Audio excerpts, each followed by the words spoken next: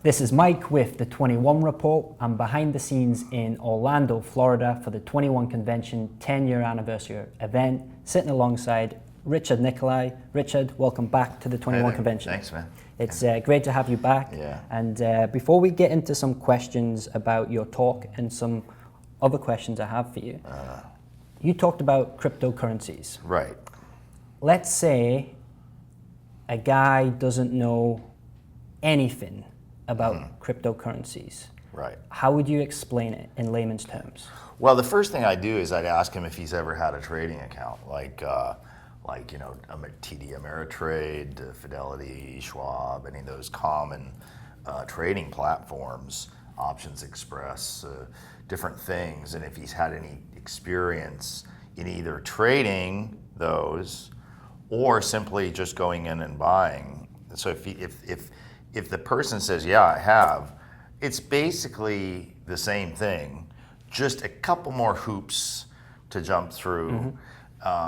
So in other words, you kind of, instead of having an account where you can do everything in the same place, you kind of have to have an account in two places. So there's one platform where you will go back and forth between the main cryptocurrencies like Bitcoin, Ethereum, and Litecoin are kind of the big three right now in terms of popularity and trading volume. And with those, you can trade back and forth between the main world fiat currencies, dollar, yen, euros, Canadian, whatever. There's some that do, like, they have like 50 different fiat currencies. By fiat currency, I mean, government, the money people normally use. So you use that platform to go in and out of those. Typically, you want to get Bitcoin.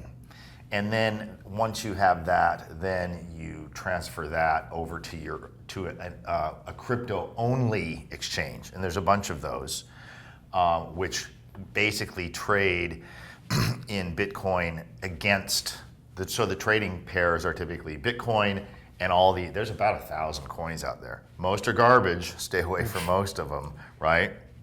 But you want to be looking at trading volume. And so if there's a lot of people trading it, and it's in the top, maybe 20 to 50 of the currencies being traded in terms of volume per day, how much money is being exchanged, right? Then maybe you take a closer look and say, do I want to be in that one? But that's the thing. But if you have experience in buying and selling stocks or exchange traded funds or bonds through any of these other platforms, it all works essentially the same way. So you'll be able to be able to do the transactions very quickly, very easily. I'm talking within hours, really, right? Okay, so the second thing is, if you don't have that experience, but maybe you have, say, a 401k or 403b, whatever, through your employer, and it's lodged in one of these, with one of these companies that manage it, and typically they have a website now where you can go in and you can select different mutual funds or whatever that you want to be in. So if you have that experience, maybe it's a little bit of an uphill grind to get into this, but it's still it's pretty intuitive at that level. If you have none of that experience, then it's something that you can do. And I have a little service on a website called Patreon where I have a whole how-to manual, and total newbies have told me, man, it was so clear. So they can get in and get started, and once you get over that hurdle of, oh my God, this is it's not so bad, right? So if guys want to get more involved in this Patreon account that you have, where is it that they can go? It's Patreon, patreon.com/digicash, DIGICASH, and that's it. That's my.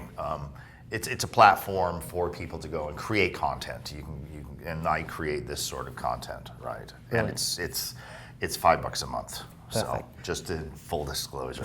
And you can, if you don't like it, you can stop it with just a couple clicks. So Awesome. yeah. So one thing you mentioned in your talk that I really loved Yeah. was this idea of not real money, but ideal money. That's right. Can you expand on what you mean by that? Yes. Well, I held up the dollar and I said, "Is this money?" Of course, it's money. We use it every day, and same goes for whether you have euros, wherever you hearken from. Yes, it's money. Yes, it's real money because it's commonly accepted as exchange. But is it ideal money? And I clearly was able to show during that presentation, no, it's not by a far stretch of the imagination, because the government continually inflates the currency in order to give people the sense of, you know what, I better spend my money, or I better invest it in some appreciating asset. Where if, for example, gold isn't ideal as money either, but it's an opposite thing. So it's not ideal to transact in gold for reasons I explained. You'd have to carry it around and you have to weigh it and do all this stuff. And if it's in coin, people can just clip off a piece of it, right? But it still trades at face value. So you're getting into the same sort of devaluation of a coin that way. So it's not ideal either, but at least if you have a certain weight in gold, it holds up very well against the dollar. As I said, if you had $1,000 US dollars in 1900, so we're talking 117 years ago, in 1900, that would have bought 50 ounces of gold. It traded at $20 an ounce at the time, right? Today, that 50 ounces would be worth like $70,000. So it holds up against what our governments do to our currencies. And so the question is, are cryptocurrencies positioned, because they do in digital fashion somewhat much like precious metals do. So they're good hedges so far against dollars, as we've seen. Bitcoin started out in 2009 at a few pennies per coin, and it hit 5,000 per coin. Right now, a lot of that is exuberance and all of this stuff, but it's sure not getting worse. It's not getting less and less valuable against dollars or any other world currency. So something I spoke with Anthony about was you were originally going to come and talk about how to be the man of the house. Yes, it was, because we did you have more to that question? I'm sorry. Yeah, it was just what made you change your mind? Well, I'll tell you what did, is because I started getting my knowledge about the idea and theory of cryptocurrency goes back to the mid-90s. I was reading white papers back then. But in the interim, I started a business, and that was my primary focus. And then I probably should have been more on the ball in 2009 when this came around, maybe even 2011. But when it hit $1,000 for the first time at the end of 2013, I said, well, I better do something. So when it retracted, I bought my first Bitcoins at $618, And so and then I just let them sit, because it languished for 2 or 3 years. It shook out, because when it hit $1,000, tons of people took profits. I showed the trading volume is the highest ever back then. They're like, whoa, I'm a millionaire. Anyone who had 1,000 coins, which they could have bought for like 10 or 20 bucks back in 2009, instant millionaire. You're gonna hit that sell button at that point. Unless you're already a millionaire, you're gonna go like, holy shit, wow, right? So and they're probably not crying that they didn't hold it till now, because really what you could have done is sold a good half your position, and then when it went back down to 300, you could have bought into it again. You'd still be doing good, right? So Richard, to switch gears slightly, you're a prolific writer on your blog, and it's clear that you have a love for writing, because you do it almost every day. Yeah, it's 14 years, 4,500 posts. I've slacked off in the last couple of years, but through about 2014, I was still at an average of a post per day every day for, like, at that time, 12 years, something like 13, 11, 12 years. So it's a lot. Yeah, that is a lot. So I'm curious, what does your writing process actually look like? Whatever. Typically just whatever bug I get up my ass at the time. I mean, really, seriously. Yeah. And that's why I've never really had much interest in growing this. Like so many people who got into, because I got into the paleo thing in 2008, so for that consumed most of my posting for a number of years, with the odd thing thrown in. But I could just never be that guy that's this singular this is a paleo blog or this is a food blog and if something pisses me off politically or socially, the whole social justice warrior bullshit, the whole feminism bullshit, the whole race baiting bullshit, it gets to me at a certain point. I got to pop off about it. So I can never have one of those blogs where